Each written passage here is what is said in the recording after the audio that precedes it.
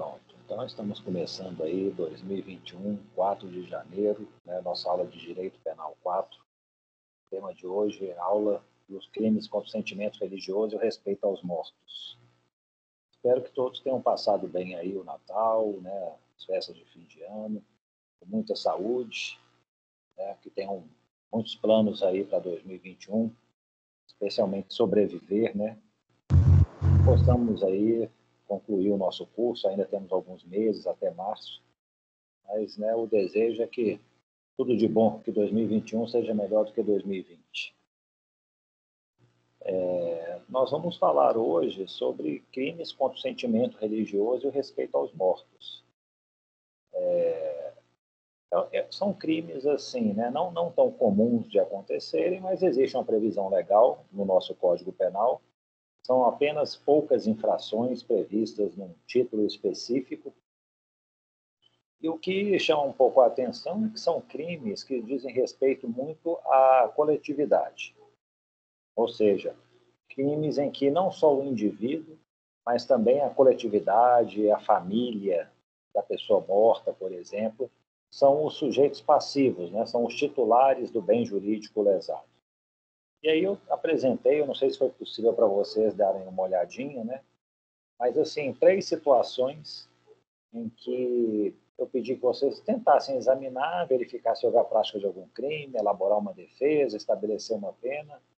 Para quem conseguiu, deu tempo de ver esses casos, eu vou aqui compartilhar o PowerPoint para a gente começar a falar a respeito, ok?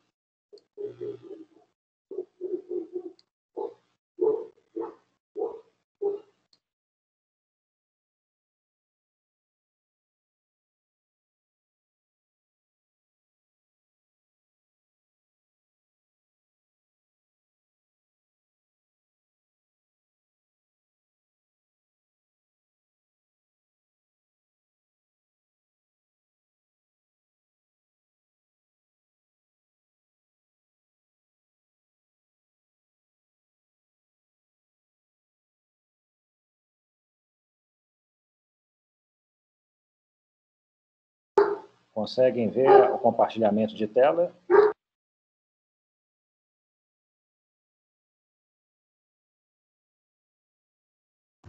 Dá para ver sim, professor.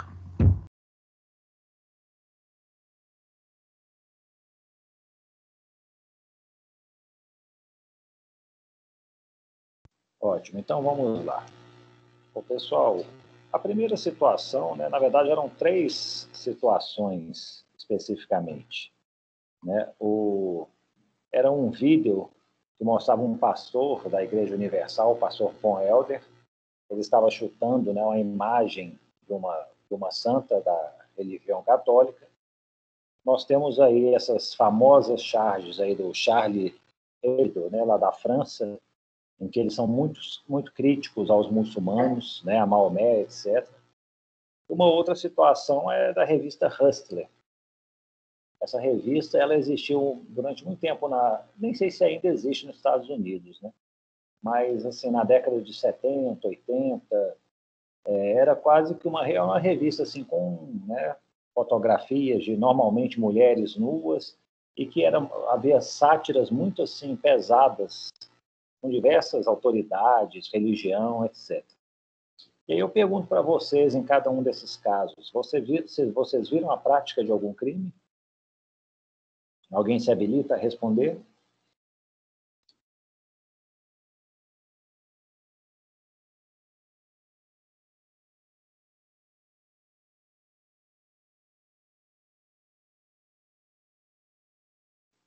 Considerando os crimes, né, contra o sentimento religioso e o respeito aos mortos, ou então outro, né, se vocês estiverem focado também em outro tipo de infração.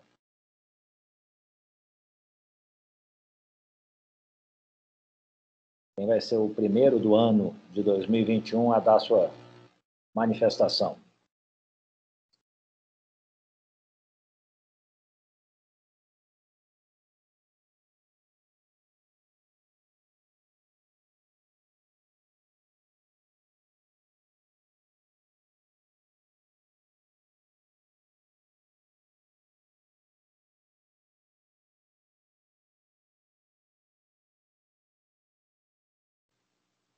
Vamos lá, pessoal, não se acanhem.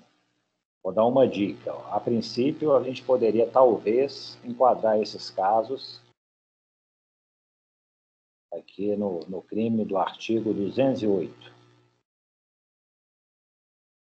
Será que seria o caso de fazer esse enquadramento?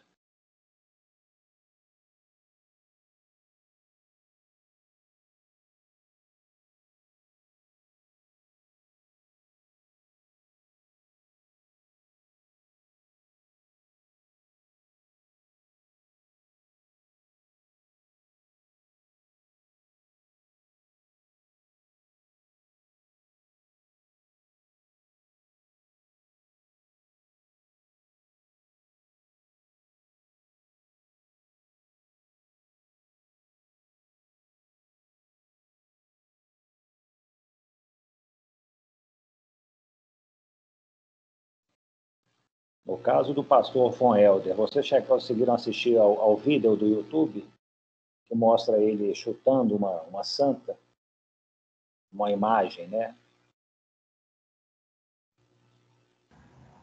Bom dia, professor. Está conseguindo me ouvir? Sim, diga, Bruno. Então, eu vi o vídeo e eu acho que falar que ele chutou a imagem dá um crédito muito grande à força que ele estava fazendo. Eu acho que, apesar de, no inciso 3 aí desse artigo, falar de vilipendiar publicamente ato ou objeto de culto religioso, eu acho que no vídeo em questão ele estava fazendo muito mais uma crítica à maneira como a igreja aborda certas questões e os tapas, ou chutes, seja lá como quiser chamar, o que ele estava fazendo ali com a imagem, não era com essa intenção de vilipendiar o objeto, era mais, eu entendi mais como provando o ponto dele, que a venda das imagens ali não, não é uma prática correta da igreja. Então, apesar da ação que ele cometeu, objetivamente falando, pudessem enquadrar aí nesse artigo, eu não como membro do Ministério Público, por exemplo, não conseguiria ver como crime por oferecer uma denúncia. Não, perfeito. E aí, Bruno, o vilipendiar aí é no sentido assim, né, de ultrajar, de ofender, e você acredita então que não houve essa intenção, né? Isso. Perfeito. Todos concordam com o Bruno? Há vozes dissonantes? Eu discordo, eu acho que é muito para ofender mesmo. Assim, ao chutar a santa assim, em rede nacional, eu acho que é para reforçar que assim, aquilo ali não tem valor. Que outra religião coloca que tenha, né? Então eu acho que isso enquadra sim.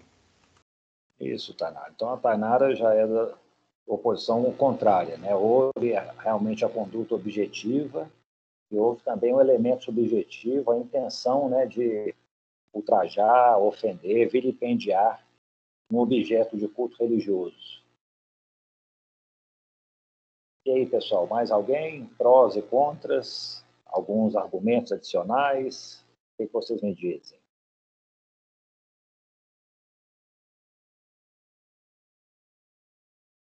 E aí também outra questão, né? E relativamente a essas duas fotos, isso aí caracteriza a prática de um crime? Diz respeito à liberdade de expressão?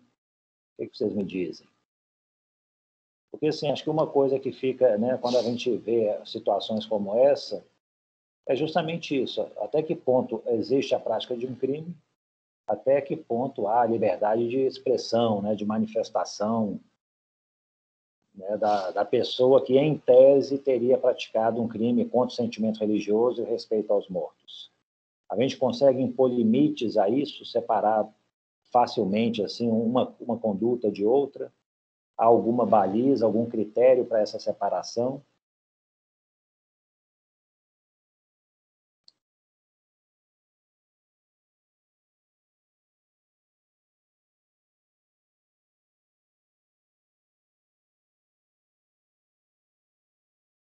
Aí um detalhe, pessoal, começando aí o ano de 2021, se vocês, quando quiserem falar, né, se quiserem abrir a câmera, fiquem à vontade também, é até uma preferência minha. Eu preferia ver vocês a pessoa que está falando. Mas também, caso não seja possível, vocês ainda estejam de pijama, fiquem à vontade. Aqui, o que a gente pode ver em relação a esse crime do artigo 208, ele é um crime assim peculiar, porque ele trata aqui de 3 crimes, na verdade, né? Eu coloquei aqui esses números 1, 2, 3, eles não existem, né?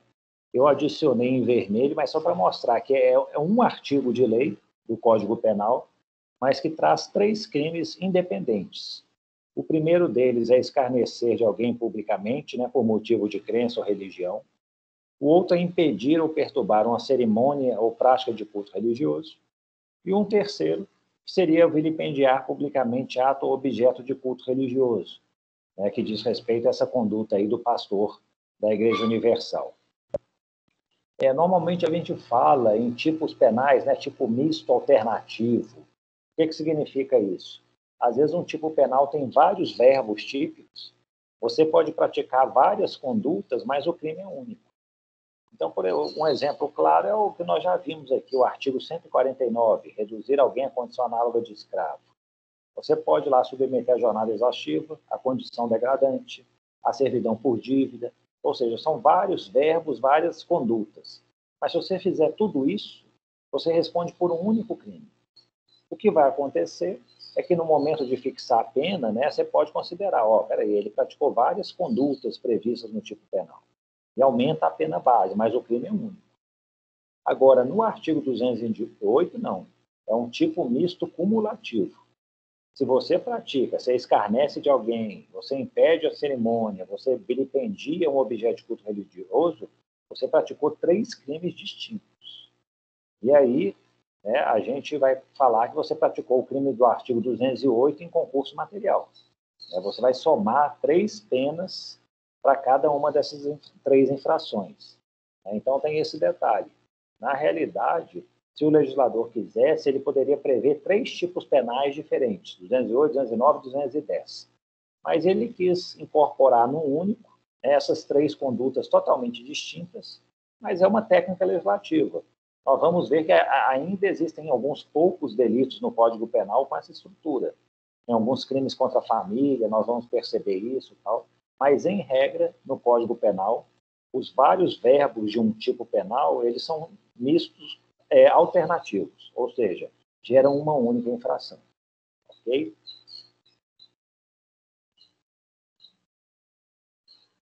Vocês veem algum tipo de crime, essa conduta de colocar em capas de revista figuras, né?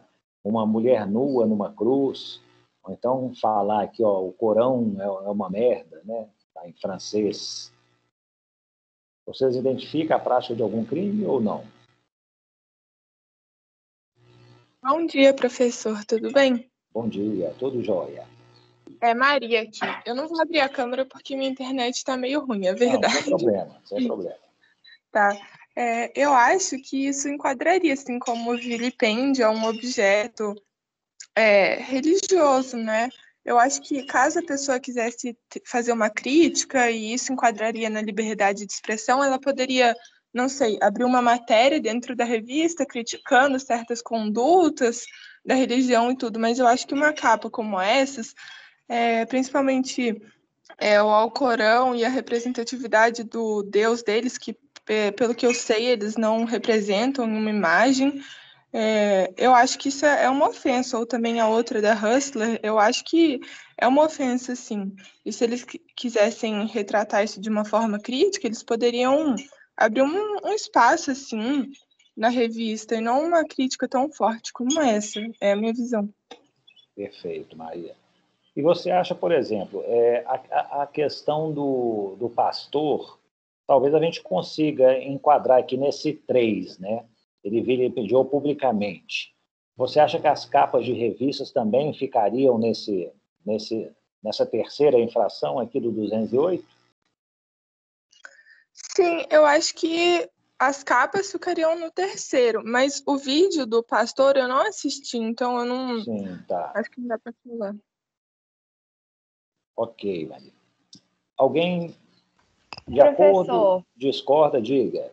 Eu tenho uma dificuldade em achar assim que as capas elas são um crime. Até tem uma capa assim, mais recente que coloca a cruz e uma pessoa trans. Então, eu acho que usa um objeto para chamar a atenção e para associar a um elemento da religião.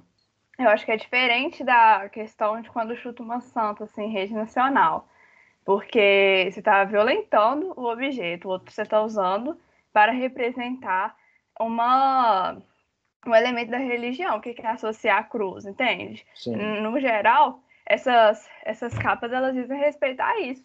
Eu acho que isso tá assim, dentro da liberdade do editor. Agora, a outra capa, a muçulmana, tem muita dificuldade de identificar, assim, eu acho muito complexo esse tema. Acaba que a capa do muçulmano, a gente poderia falar também o seguinte, o Corão ele está sendo aí crivado de balas, né? Será que isso aí não é uma forma de ofensa também?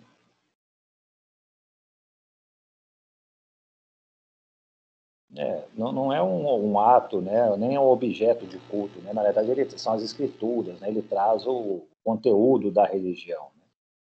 Mas pessoal, a grande questão nisso aí é isso. Quais são os limites de uma liberdade de expressão e o que vai caracterizar o crime? Seria até, eu às vezes até falo assim, ó, o limite às vezes da liberdade de expressão, da liberdade de agir do outro, ele às vezes o Código Penal pode ser um bom delimitador, mas o pior é que acho que nem sempre isso acontece. Igual eu fico pensando o seguinte, você pode falar o que você quiser, desde que não sejam condutas tipificadas no Código Penal, como calúnia, difamação e injúria. Mas acaba que ainda fica um conceito muito aberto. Eu fico pensando, o direito de defesa do acusado. O acusado ele pode exercer o direito de defesa, né, da sua ampla defesa, da maior forma possível, mas desde que acho que não se enquadrem algumas condutas do tipo penal. Por exemplo, o acusado não pode estimular uma testemunha a mentir. Se ele fizer isso, ele está incorrendo no crime de falso testemunho. O acusado, por exemplo, não pode subornar um juiz para ter uma decisão favorável. Se ele fizer isso, ele está incorrendo aí num crime de corrupção passiva, né? Aliás, corrupção ativa, na verdade. Então, assim, talvez o Código Penal pudesse ser um delimitador. O que não está previsto no Código Penal permite que as pessoas realizem a conduta, né, dentro da sua liberdade de atuação. Mas nessa questão de liberdade de expressão, é ainda uma coisa muito assim. Eu acho que o código por si só quer chegar assim: o que é injúria? O que vai ser uma difamação? Até que ponto que eu falo que isso aí não é uma mera liberdade de expressão e é uma ofensa à honra da pessoa? Nós podemos, nesse aspecto, pessoal, nós temos duas orientações assim básicas, que eu acho que é um modelo americano e o modelo europeu. Qual que é o modelo americano? Né? Não é seguido aqui no Brasil. Lá nos Estados Unidos é mais ou menos o seguinte: você pode falar tudo que você quiser, salvo aquilo que vai incitar, tipo assim, que vai gerar uma violência, né? Uma violência física e tal, né? Aí eles falam muito lá nos discursos de ódio e tal. Então, assim, a Suprema Corte dos Estados Unidos, ela tem diversos julgados assim que dá uma ampla liberdade de manifestação, desde que você não esteja aí incitando, né, diretamente uma violência. Então, por exemplo, essa revista Hustler, eu não sei se vocês já viram um filme, é um filme relativamente antigo, né? É O Povo contra Larry Flint. Ele na capa na revista, ele colocou uma vez um pastor e ele simulou uma entrevista com esse pastor, o pastor falando que era um bêbado, alcoólatra, e que o primeiro relacionamento sexual dele tinha sido com a mãe dele. E aí o pastor ficou indignado, recorreu à justiça pedindo indenização. Aí chegou até a Suprema Corte essa questão, e a Suprema Corte deu ganho de causa ao Larry Flint, ao dono da revista Hustler. Chegou e falou assim, aqui, ó, o que ele colocou lá na revista é uma sátira tão assim inconcebível de ter ocorrido na realidade, que nenhuma figura pública ou autoridade não pode se sentir lesada com uma conduta como essa. Ou seja, eles falaram que, né, soava tão absurda a sátira feita que não poderia lesar a honra da pessoa. Então, assim, prevaleceu a liberdade de expressão. Já na Europa, e que é mais ou menos o que a gente segue no Brasil, a pessoa pode falar, mas tem que arcar com as consequências, né? Talvez, assim, né, a censura prévia até não existe, mas uma vez que alguém depois se sinta ofendido, ele vai poder recorrer à justiça pedindo uma reparação, né? Às vezes, aqui no Brasil, a gente vê algumas situações assim de censura prévia, né? Vai lá na justiça, a justiça vai proibir uma determinada publicação, tal. Isso aí, lá nos Estados Unidos, eu acho que é uma coisa assim, inconcebível, né? O mais correto talvez fosse isso, ó, deixa falar, mas arque com as consequências. É mais ou menos o que prevalece aqui no Brasil. No caso específico, né, pessoal, desse do pastor von Helder, né, ele foi submetido, né, à justiça, o Ministério Público ofereceu uma denúncia criminal contra ele, e o resultado do processo foi o seguinte: ele foi julgado pela Justiça de São Paulo, e um detalhe, né, não só por esse crime do artigo 208, mas ele também foi denunciado pelo crime do artigo 20 da Lei 7.716 de 89. Essa é aquela lei do racismo, né? Fala que é uma lei de racismo, na verdade é uma lei de discriminação. E aí fala, né, os preconceitos de raça, de cor, de etnia, religião ou procedência nacional. Então, no caso, o juiz considerou que o pastor tinha praticado realmente o crime. Ele foi condenado a pena, né, de 2 anos e 2 meses de reclusão. Acho que foram 2 anos pelo artigo 20 e 2 meses pelo artigo 208. Eu, sinceramente, para mim, ele praticou uma conduta só, né? Assim, eu ainda ia analisar se ele realmente praticou uma conduta criminosa, né? Um fato típico. Mas, assim, a considerar que houve a prática, o que a gente vai falar, para mim, teria que ser, fazer uma opção. Ou vai ser o artigo 20, ou vai ser o artigo 208. Normalmente, né, se a gente for ver o vídeo, ele praticou uma conduta única. E nessa conduta única, para gerar 2 crimes, é uma situação mais rara, né? Existe o concurso formal de infrações, né? O agente, mediante uma única ação, pratica 2 ou mais crimes. Isso é possível. Mas, assim, eu acho que, na verdade, talvez houve um excesso de acusação, um excesso de condenação, porque, para mim, ou fica lá no 208 ou no artigo 20. E, para mim, eu acho que o mais correto seria o artigo 208, que é uma figura mais específica, né? Pelo princípio da especialidade, ele não simplesmente induziu, né, praticou um ato de discriminação religiosa. Ele foi, né, a princípio, ele teria vilipendiado um objeto de culto religioso. Né? Embora a pena seja mais branda, parece que esse é o enquadramento mais adequado.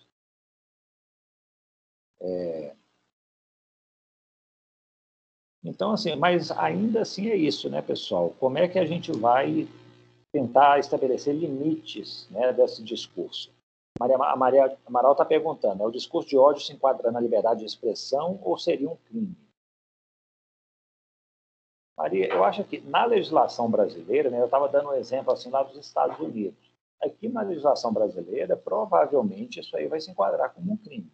Resta saber o conteúdo do discurso, né, e qual que vai ser o enquadramento. Igual, por exemplo, se a ofensa é direcionada para uma pessoa especificamente, provavelmente vai ser algum dos crimes contra a honra, calúnia, difamação, injúria.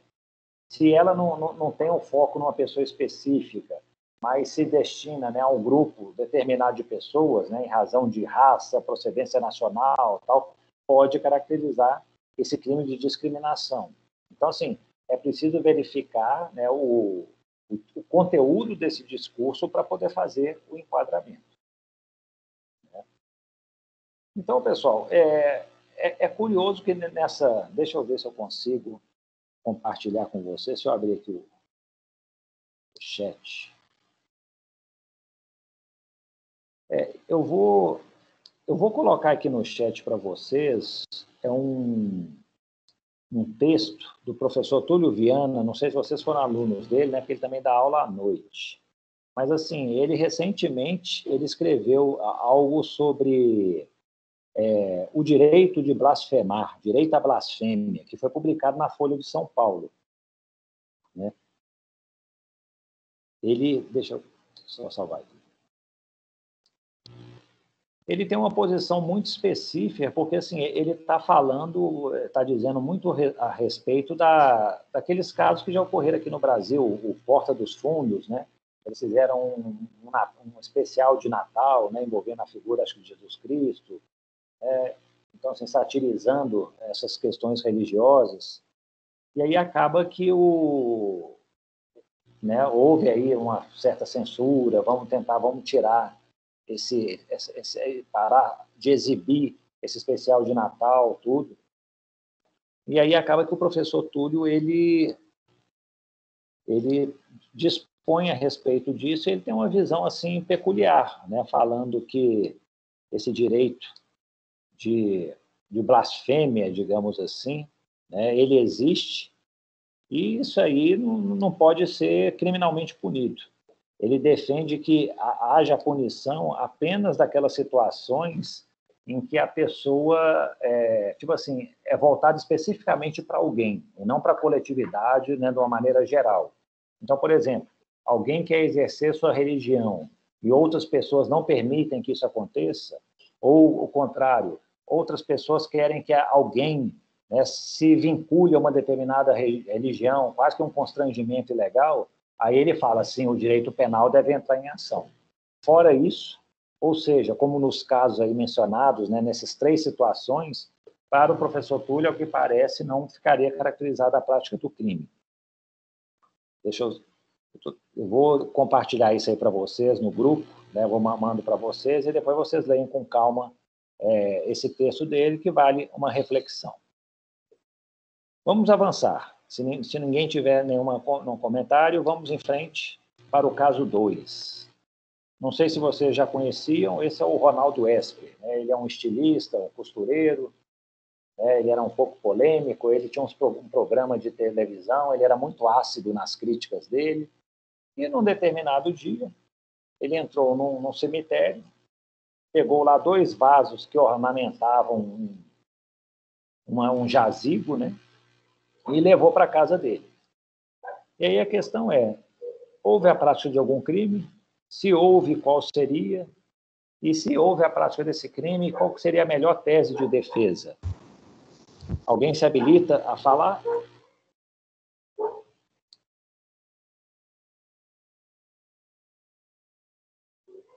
Eu coloquei esses 2 tipos penais aí, talvez seja o mais próximo, mas o que vocês acham? Houve a prática de crime?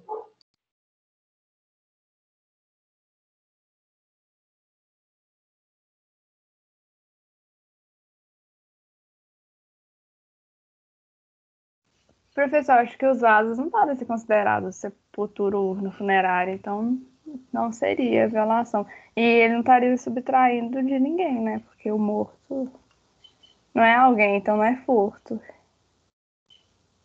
Isso se a gente chegar e falar assim, ó, o vaso não faz parte da sepultura, então a gente afasta o artigo 210, né? Não houve violação de sepultura. Agora a questão do furto, o morto realmente ele não é sujeito de direitos, né? Assim, ele não pode ser o titular.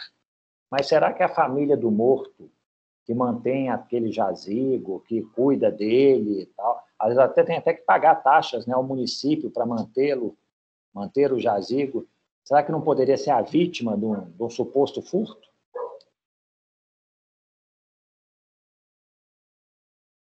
Porque uma situação muito comum, né, pessoal, e que assim, o pessoal reclama muito, são os furtos de sepulturas. É uma conduta muito comum.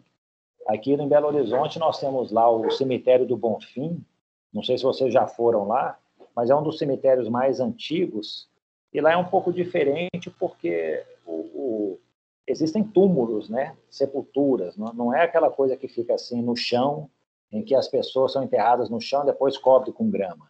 Lá tem as famílias ricas de Belo Horizonte, eles têm verdadeiras edificações, eles têm capelas construídas lá em que você coloca lá o caixão, né?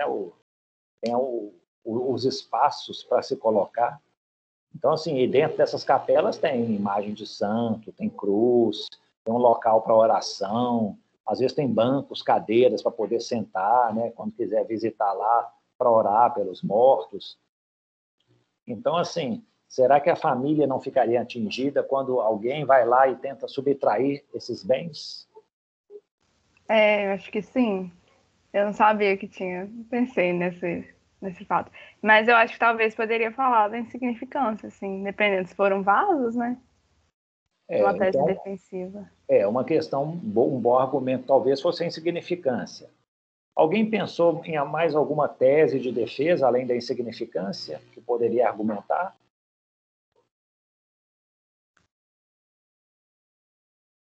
O Luiz está falando aqui, até porque quem tem a nota fiscal é alguém da família, exatamente. A Tainara falou, então, da insignificância, talvez afastasse, né, o crime. Mais alguma outra defesa que poderia ser mencionada? O que vocês acham?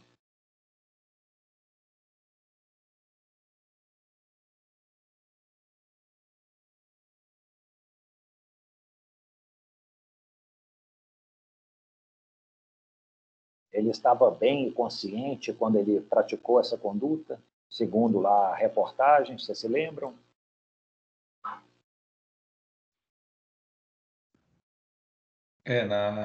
Na reportagem lá fala que quando ele foi prestar o depoimento, ele falou que toma remédio para depressão e que estava desorientado.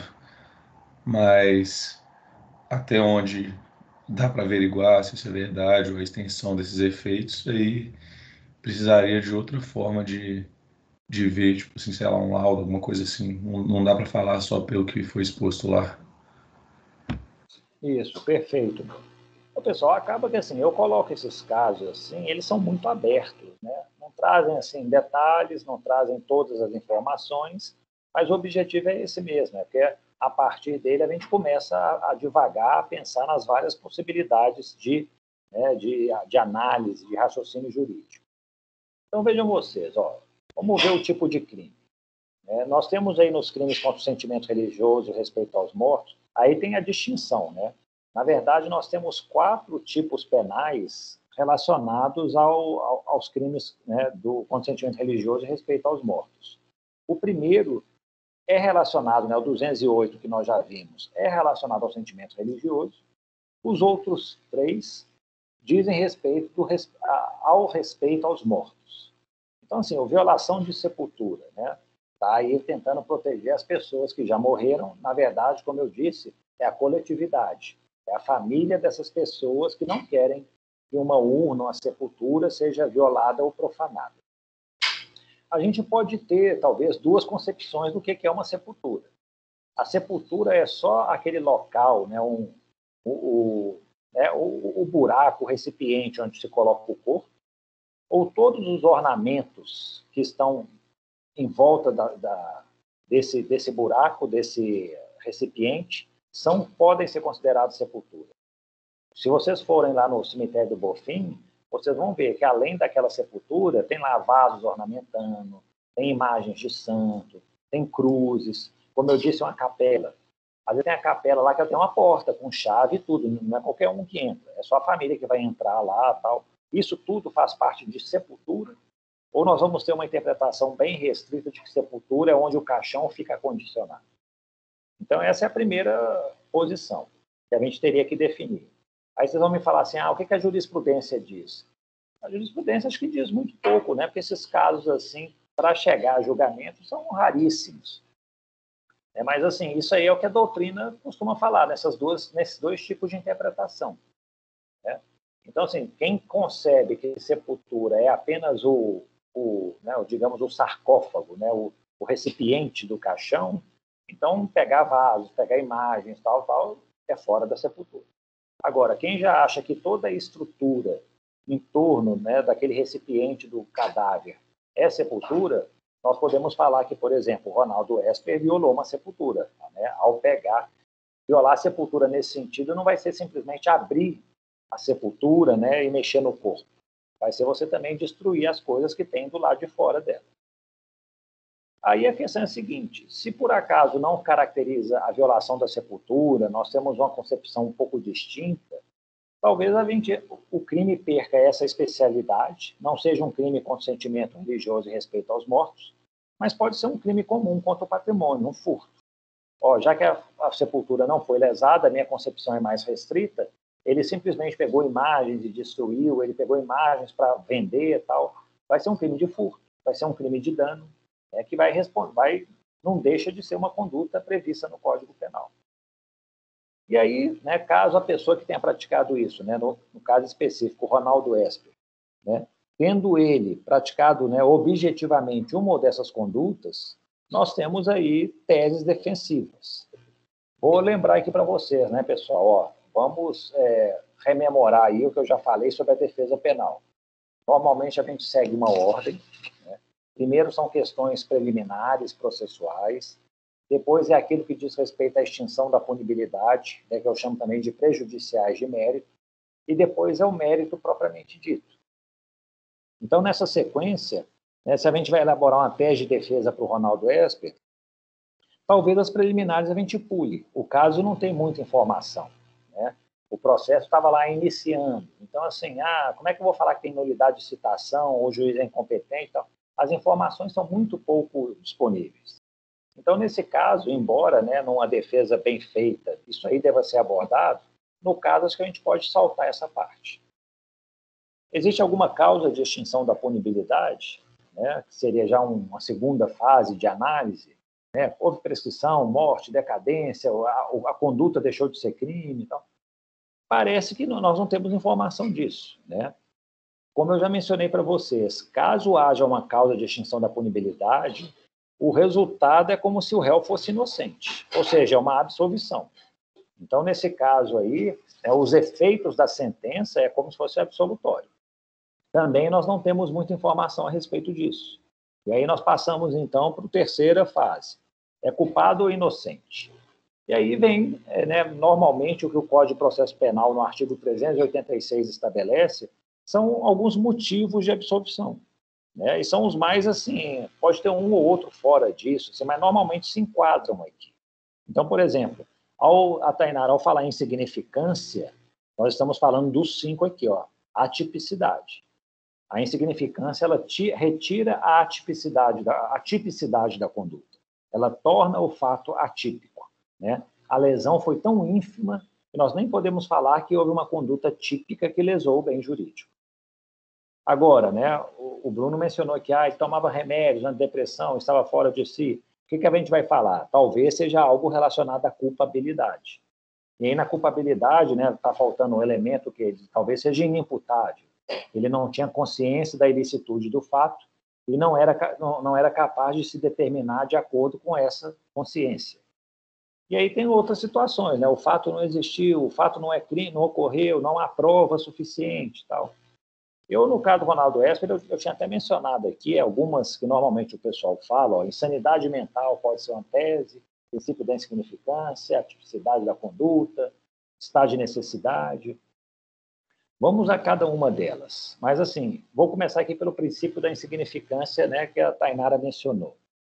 Um detalhe em relação a esse princípio, pessoal, existem alguns critérios, né, ele não é previsto em lei, né, isso aí é uma criação da jurisprudência. É curioso que foi, né, desde o Wälzer, né, na Alemanha, quando ele trouxe o finalismo, ele abordou um pouco disso, mas quem realmente sistematizou o princípio da insignificância foi o Klaus Roxin, também na Alemanha. Mas é curioso que eu acho que lá na Alemanha, não sei se eles seguem muito esse princípio da insignificância. Eu já vi que lá nos Estados Unidos, eles até observam isso, mas não de uma maneira muito sistematizada. Eles são muito pragmáticos. Eles chegam assim, espera aí, vamos movimentar a máquina judiciária para correr atrás de um crime aqui que gerou um prejuízo ínfimo. Isso aí não vou mexer com isso, não. E o promotor lá tem muita discricionariedade, né, de promover ou não ações penais.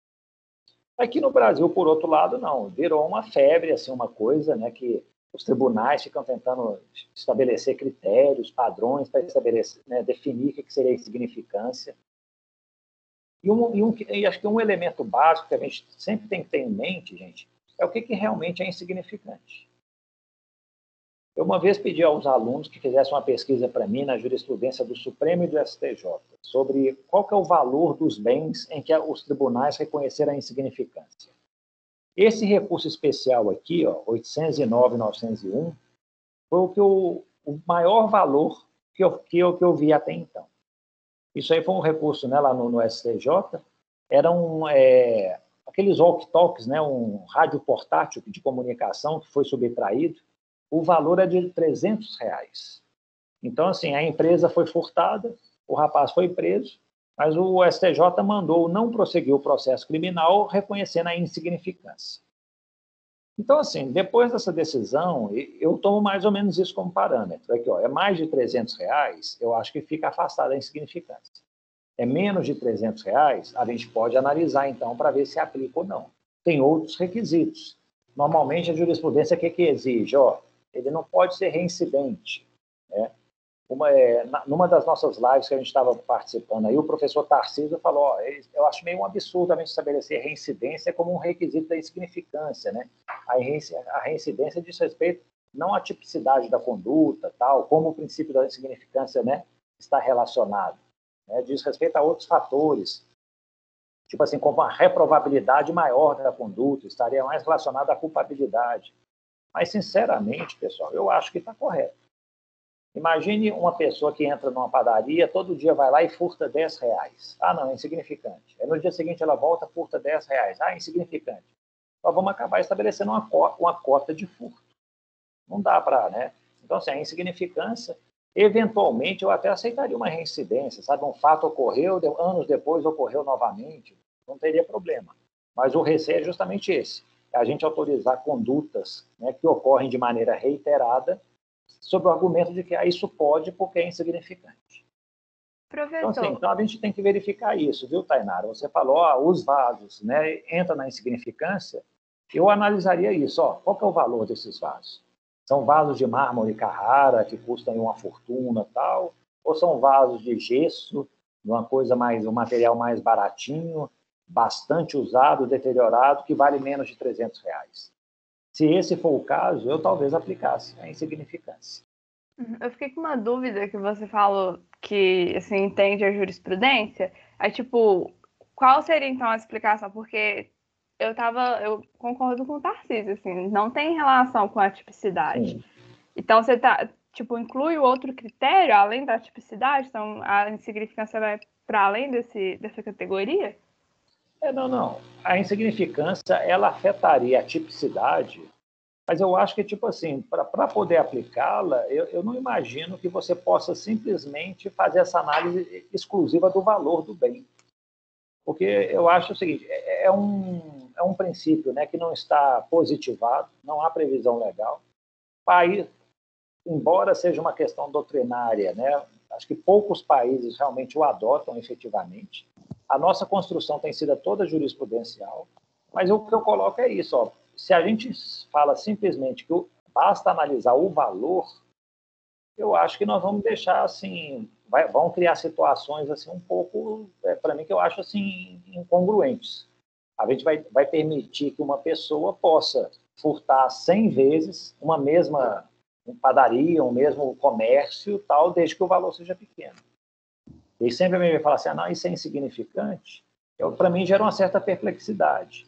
Então, eu penso o seguinte, será que a gente não precisa adicionar outros critérios apenas que não seja apenas o valor do que, né, para poder caracterizar a insignificância?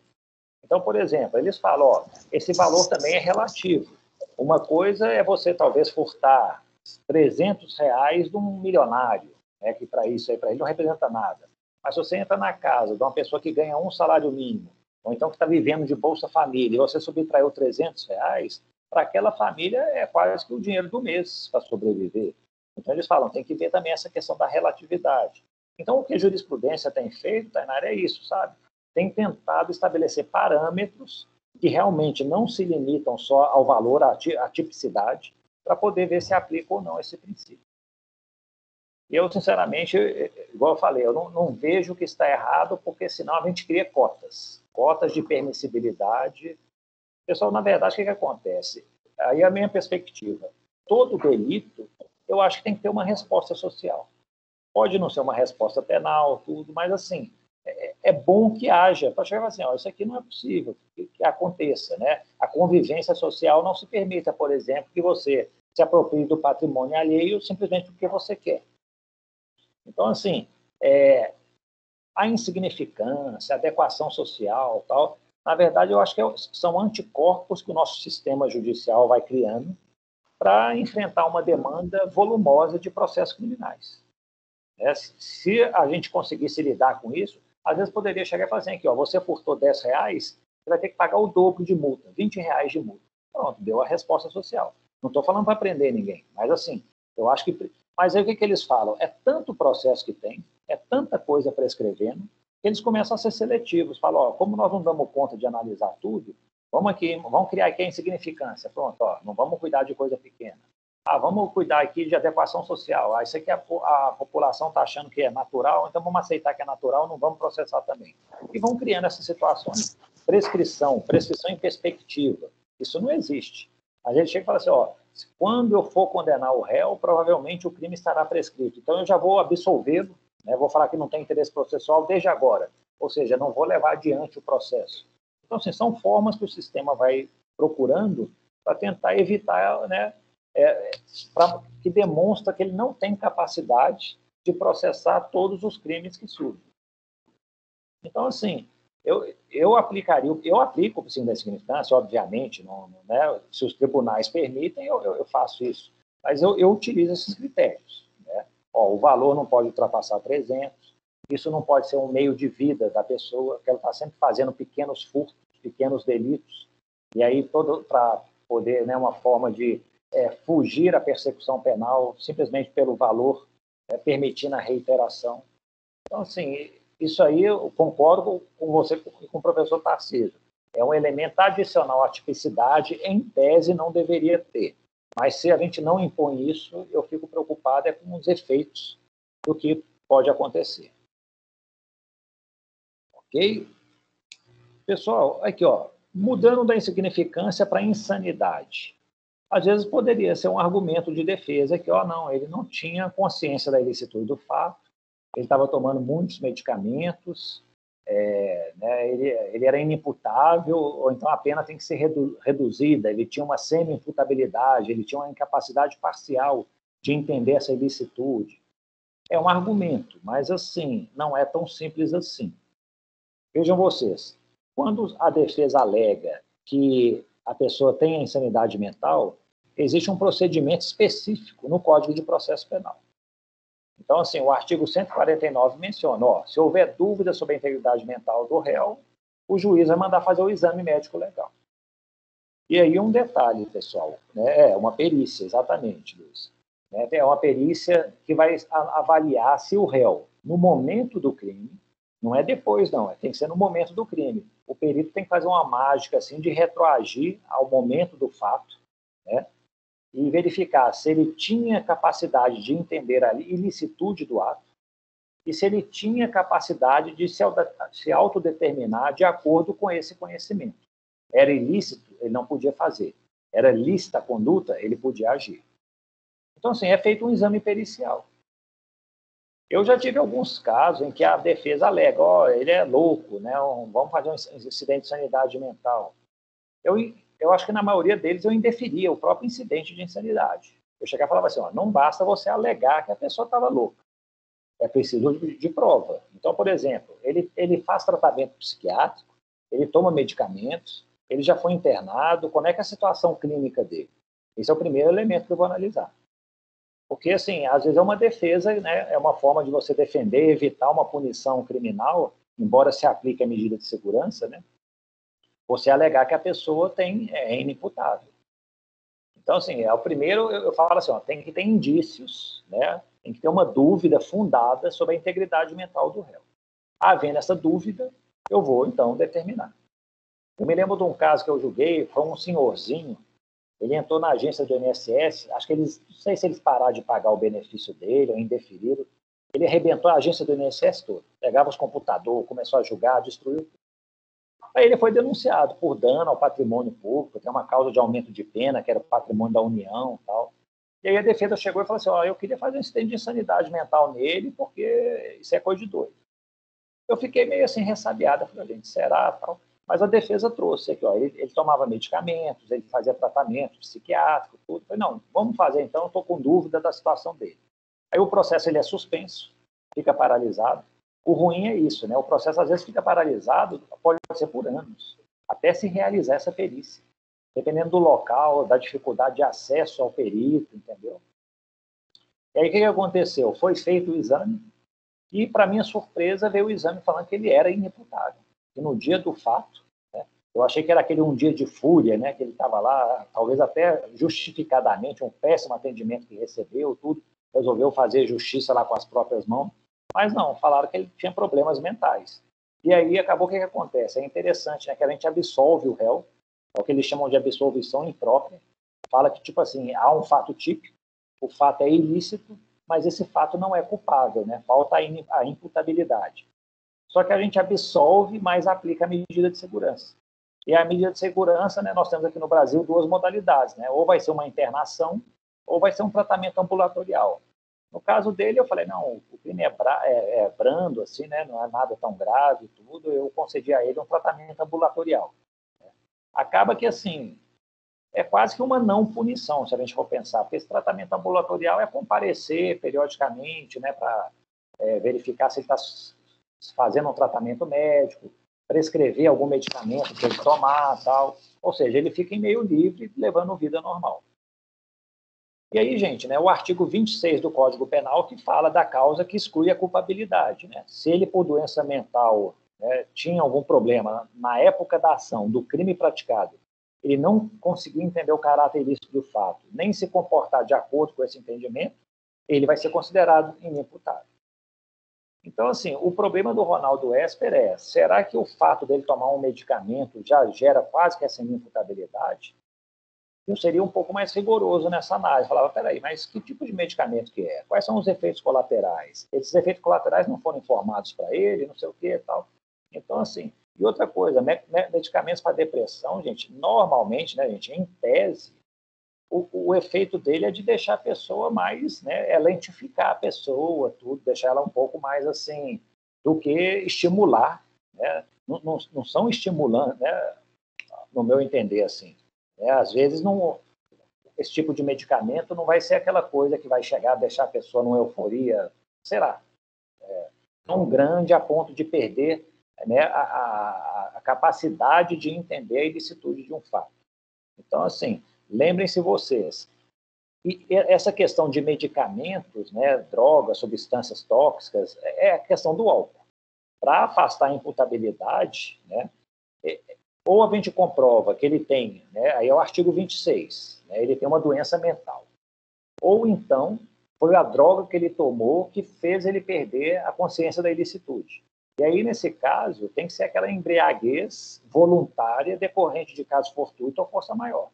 Ou seja, ele tomou um medicamento, não tinha a mínima ideia dos efeitos do medicamento, isso aí deu um efeito nele imprevisível e, em razão disso, ele veio a cometer um crime.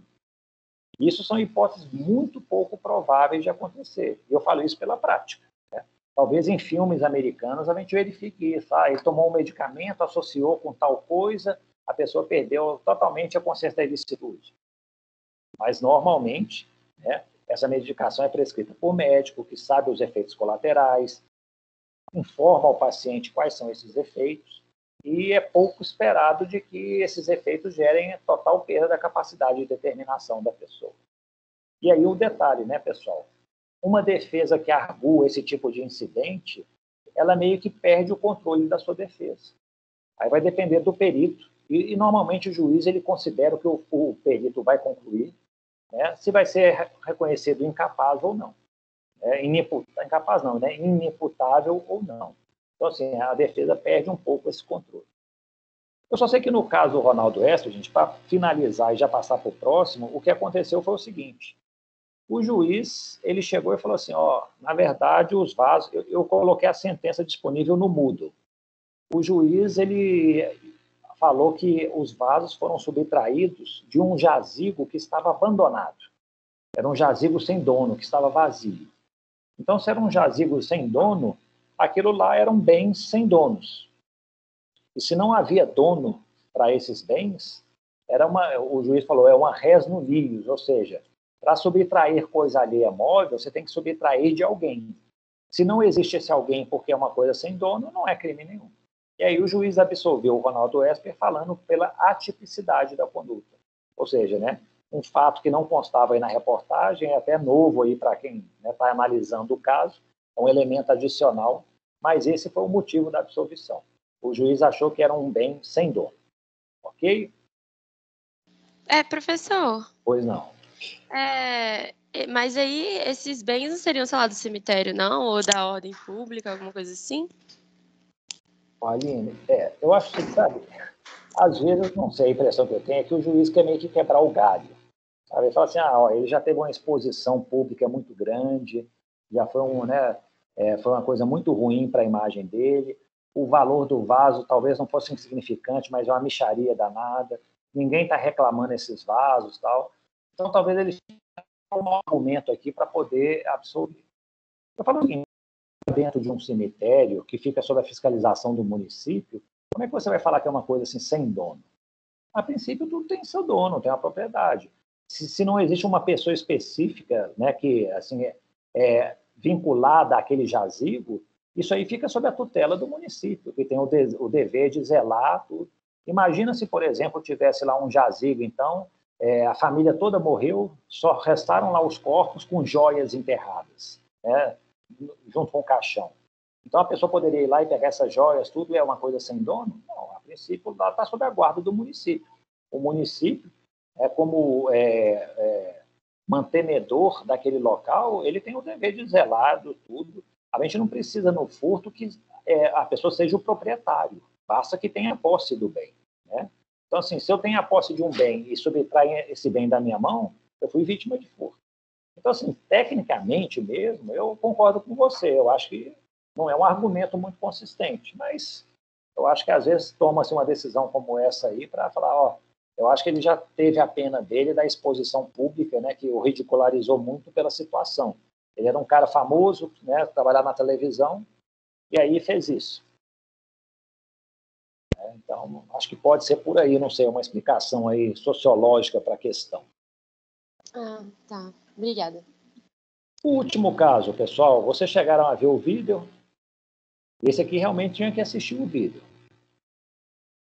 Alguém pode me relatar o caso aí, até para quem também não viu, para a gente ter uma ideia assim, do que se trata?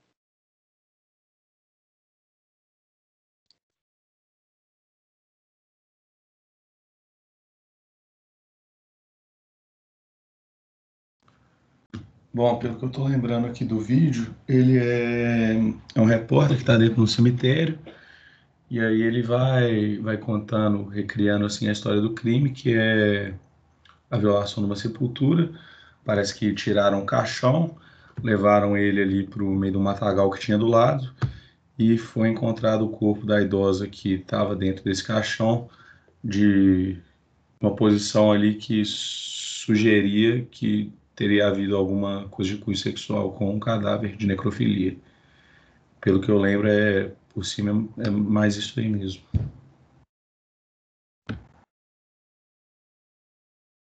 Perfeito, Bruno. Pessoal, é basicamente isso, né, que o Bruno mencionou. Foi feito um enterro de uma senhora, já idosa, depois encontraram o corpo, né, o caixão tiraram do local, o corpo também no meio do mato, tiveram que enterrá-la novamente. Aí vem a pergunta, houve a prática de algum desses crimes? O que vocês acham? Violação de sepultura, destruição, subtração, ocultação de cadáver, vilipêndio a cadáver. Lembra o vilipêndio, né, de objeto oculto ou ato religioso, né? Vilipendiar no sentido de ultrajar, né, ofender, né, de causar um mal. Houve violação de sepultura? Eu acho que esse é o mais fácil de dizer que certamente houve. Sim. Houve vilipêndio a cadáver? Eu consideraria que também. E lá, Bruno, parece, assim, falaram, né, que havia indícios de que houve violência sexual contra o cadáver, né? Então, acho o seguinte, se isso realmente aconteceu, né, eu acho que houve esse vilipêndio, e não só por isso. O cadáver ele foi retirado o caixão foi retirado da sepultura, né, que foi destruído, o caixão foi aberto e o corpo foi lançado fora do caixão. Quando ele foi encontrado, ele estava lá fora do caixão. Então, acho que só esse fato importaria em dizer que há um vilipêndio a cadáver. E aí vem a pergunta para vocês. Se houve destruição, subtração ou ocultação de cadáver? O que vocês acham? Aí eu já acho mais difícil dizer, porque assim, destruir não tem como saber pela reportagem. Subtrair poderia até ser, mas eu acho que a violação da sepultura está enquadrando muito melhor esse crime. E ocultar o cadáver ou parte dele, ele estava assim, a 10 metros da sepultura, no matagal, mas tipo, era aberto. Dava para ver de pé de onde era a sepultura. Então eu já acho mais difícil enquadrar nesse 211. Concordo com você, Bruno. E outra coisa, pessoal, desses crimes todos, né, contra sentimentos religiosos, respeito aos mortos, eu acho que o mais famoso é esse aqui, o 211, quando a gente fala em ocultação de cadáver. Por quê? Porque normalmente ele é uma conduta, normalmente não, né? Quando ele aparece como uma conduta posterior a um homicídio, né? Mata-se alguém, aí a vítima, né, para não despertar, né, dificultar a investigação, vamos ocultar esse cadáver. Sem um cadáver, fica mais difícil provar a ocorrência do crime, né? E a chance de sair impune é maior. Então, por exemplo, o caso do goleiro Bruno, né, que foi condenado pela morte da Elisa Samúdio. A acusação foi essa: homicídio e posterior ocultação de cadáver. E até hoje, realmente, o cadáver não foi encontrado. Mas voltando ao caso, se houve violação de sepultura e vilipêndio a cadáver, houve um concurso material de crimes? O que vocês acham? A pessoa deve responder pelas duas infrações? Eu acho que vai ser só pelo vilipêndio a cadáver, porque a violação da sepultura é o meio que o cara usa para conseguir fazer o que ele queria fazer ali com aquele cadáver, porque senão não seria possível você vilipendiar um cadáver sem violar a sepultura, nesse caso, a não ser que o cadáver já tivesse a céu aberto, que não era essa situação que foi posta no vídeo. Isso. Ô Bruno, e como é que você faz para distinguir se o crime é meio, quando que um vai absorver? Tem alguma regra assim que se adota para isso? Professor, eu não lembro muito bem dessa parte, mas eu acho que eu consideraria que teria a ver com a intenção, né, do agente. Qual que era o dolo dele ali naquela situação? Ótimo. Aqui, gente, isso é um ponto muito importante, talvez um dos mais relevantes do direito penal, sabe? Aquela questão de analisar o concurso aparente de normas, né? Princípio da especialidade, subsidiariedade, concussão, a progressão criminosa, tal. Porque às vezes você vai fazer um enquadramento de condutas e você fica numa dúvida danada. Ó, qual que é o melhor enquadramento? Não só o promotor que vai denunciar, mas um juiz também que vai capitular o crime e falar, ó, o crime X foi praticado. Então, às vezes, existem realmente várias condutas típicas que podem se ajustar ao caso. Mas a conduta foi uma só, você tem que escolher uma. E aí entram essas regras. A regra que eu costumo adotar, Bruno, é o seguinte: o crime meio, para que ele possa ser absorvido, ele tem que ser um meio necessário. Se não é um meio necessário, ele vai ser um concurso material de infrações. Então, eu sempre me pergunto, eu falo aqui, ó, o cadáver foi vilipendiado depois de violar a sepultura. Seria possível vilipendiar o cadáver sem violar a sepultura? Não teria jeito, né? Para ter acesso ao cadáver, eu preciso violar a sepultura. Ou seja, ele é um meio necessário para que isso aconteça. Uma outra conduta que é diferente, mudando, não tem nada a ver com esse tipo de delito, mas, por exemplo, era crime, eu julguei muito desses casos lá em Marabá, né, na floresta amazônica. Transportar madeira ilegalmente é crime. E às vezes o pessoal, eles arrumavam um documento falso que autorizava esse transporte.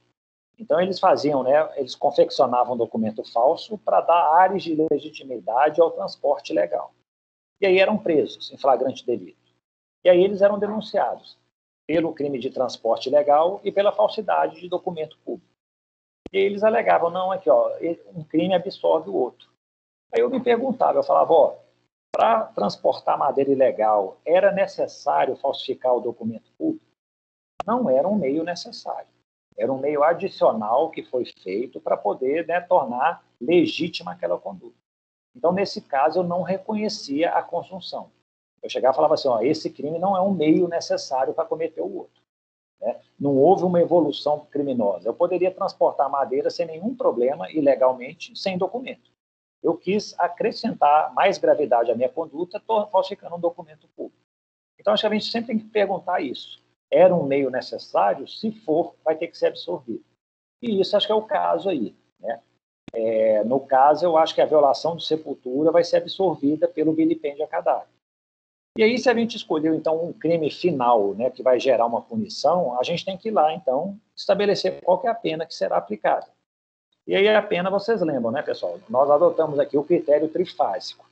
Primeiro, vamos estabelecer uma pena base, de acordo com as circunstâncias judiciais, são 8, que existem no artigo 59 do Código Penal. Aplicamos depois agravantes e atenuantes, por fim, causas de aumento e de diminuição.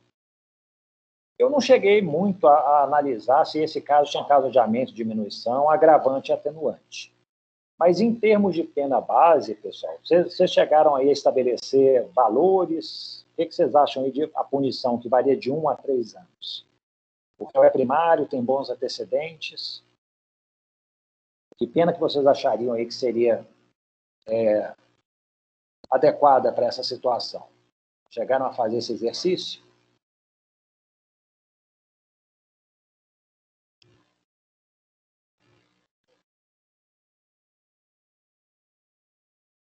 Eu estou perguntando isso, pessoal, porque assim, esse caso, né, quem não viu, eu até recomendo que assista assim, para ver não é dos crimes mais graves. Né? A gente analisa isso até pela quantidade de pena prevista. Se a pena prevista é de 1 a 3 anos, provavelmente é um crime mais brando do que um homicídio que prevê de 6 a 20 anos. Mas eu falo assim, as circunstâncias desse caso são muito graves. O que aconteceu? A idosa foi enterrada, né? A pessoa foi lá, o agente violou a sepultura. Só de violar a sepultura já é um crime autônomo. Depois de violar a sepultura, ele levou o caixão assim para o lado, tal, tirou o corpo da idosa. Há fundados indícios de que houve prática sexual contra o cadáver. Praticada, né, feita essa prática sexual, ele deixou o cadáver lá abandonado no meio do mato. A família depois descobriu isso. Tiveram que fazer um novo velório, um novo enterro para aquela situação. Imagina, tirar o corpo lá, recompô-lo, limpá-lo, tudo, tal, fazer um segundo enterro. Tal. Ou seja, eu achei uma conduta extremamente grave. Então, se eu fosse fixar uma pena base, num caso como esse, eu acho que eu não colocaria no máximo, porque é primário de bons antecedentes. São circunstâncias que a gente utiliza também na fixação da pena base. Mas se a gente vê as consequências do crime, as circunstâncias, motivos, tal, todas as outras, né, questões atinentes à fixação da pena, nós vamos ver que é um crime muito mais grave. E eu consideraria isso também. Eu falo, tá certo que houve a consunção, né? O vilipêndio do cadáver violou, absorveu a violação de sepultura. Mas a gente não pode esquecer que para praticar o vilipêndio houve a violação, ou seja, foi praticada uma conduta autônoma previamente. Isso eu acho que é uma circunstância que tem que ser considerada na pena base. Uma coisa é simplesmente você vilipendiar o cadáver. Outra coisa é você vilipendiar após violar a sepultura. Eu acho que é uma conduta mais reprovável. E essa maior reprovação acho que tem que refletir na pena base. Então, eu acho que seria uma pena um pouco mais elevada para esse tipo de situação. Não sei se concordam, mas é minha opinião. Pessoal, alguma dúvida, alguma questão? O Luiz está perguntando aqui, né? E se fosse só as cinzas? Né? Ô, Luiz, aí você fala a violação da sepultura, né? O vilipêndio.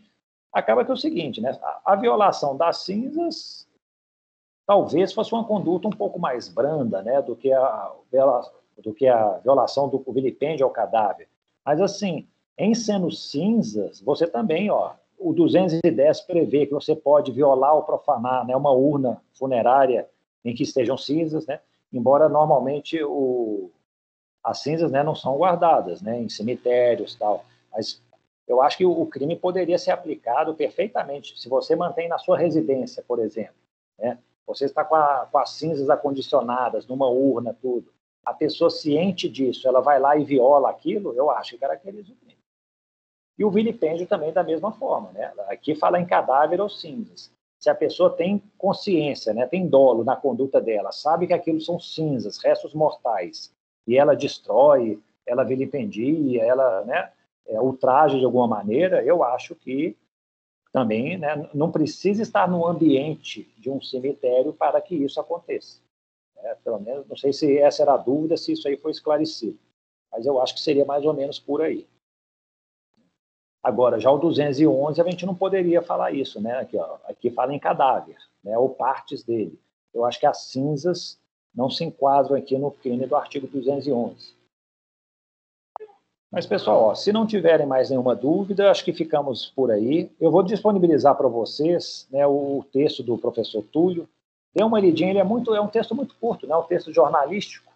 Então, assim, mais mostra a percepção dele, quase que falando que realmente esse crime contra o sentimento religioso só vai ter o indivíduo como vítima, né, não a coletividade. E aí, no caso, é uma visão um pouco mais restritiva e é um ponto de vista interessante. Conto com vocês, então, na próxima quarta-feira, nesse mesmo horário, né, pessoal, às 8 horas. O nosso tema vai ser redação jurídica. Eu sei que não faz parte aí da disciplina Direito Penal 4, mas eu acho que é uma aula interessante, porque diz um pouco respeito a como a gente tem que escrever, como nós aqui no Brasil exageramos demais nas nossas escritas. Artigos que podiam ser escritos em 10 páginas são escritos em 50, como a gente tem muita verbosidade, fala-se muito, e a gente precisa ser mais objetivo, mais direto ao ponto, e acho que a intenção vai ser demonstrar isso para vocês, tá bom? Tem um estudo dirigido lá, se vocês tiverem tempo de fazer, seria bom, porque são algumas questões que são abordadas durante a aula, né? Durante a aula nós vamos comentar as questões desse estudo dirigido relacionadas aí à redação jurídica. E um último aviso, pessoal, é que no Moodle, né, eu organizei agora todo o Moodle para vocês, então vocês podem acessar lá e está dividido aí por semanas, né? Então, na semana agora, nós vamos ter material relacionado ao crime contra o sentimento religioso respeito aos mortos, tem um material da redação jurídica, e na semana subsequente vai ser a mesma coisa. Eu deixo alguns textos para serem lidos, para qualificar o debate nosso aqui nos nossos encontros. Então, né, vamos consultando o Teams aqui e também o Moodle, porque lá estão lá essas atividades, esse material para consulta, e as nossas avaliações também serão feitas pelo Moodle, tá bom? Isso, o Luiz está falando aqui, é uma petição recusada por uma juíza quando o volume isso é a questão, né, do excesso de demandas, né, na justiça brasileira. Isso aí. Mas beleza, pessoal, vou disponibilizar essa aula aqui no YouTube e nos encontramos então na quarta-feira. Mais uma vez, feliz 2021 a todos e vamos em frente. Obrigada, professor. Tchau, tchau. Até logo.